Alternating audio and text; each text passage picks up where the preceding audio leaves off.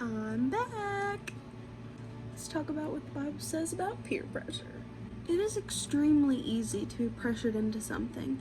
Paul in Galatians 1:10 says, "For am I now seeking the approval of man or of God?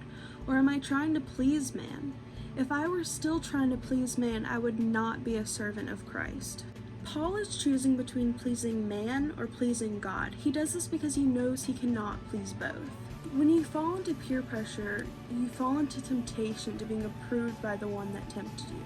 In 1 Corinthians 10:13 it says, "No temptation has overtaken you that is not common to man.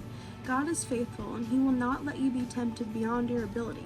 But with the temptation he will also provide the way of escape, that you may be able to endure it." Paul is talking about how no matter how big that temptation is, God wouldn't let you endure it without a way out. He lets us choose between him or man. Acts 5:29 says, "But Peter and the apostles answered, 'We must obey God rather than men.'" As Christians, we need to remember to obey God even when we are tempted. In picking friends, you need to surround yourself with people who will lift you higher.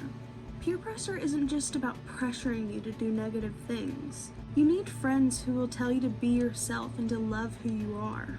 A friend that will better you as a Christian, not push that part of you away.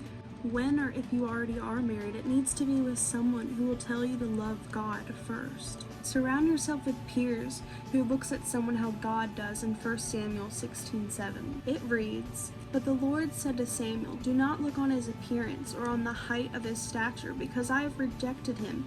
For the Lord sees not as man sees. Man looks on the outward appearance, but the Lord looks on the heart.'"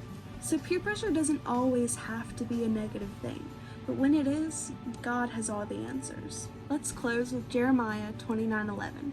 "For I know the plans I have for you, declares the Lord, plans for welfare and not for evil, to give you a future and a hope." Live every single second of every single day for that future. Remember to give, to pray, and to love abundantly.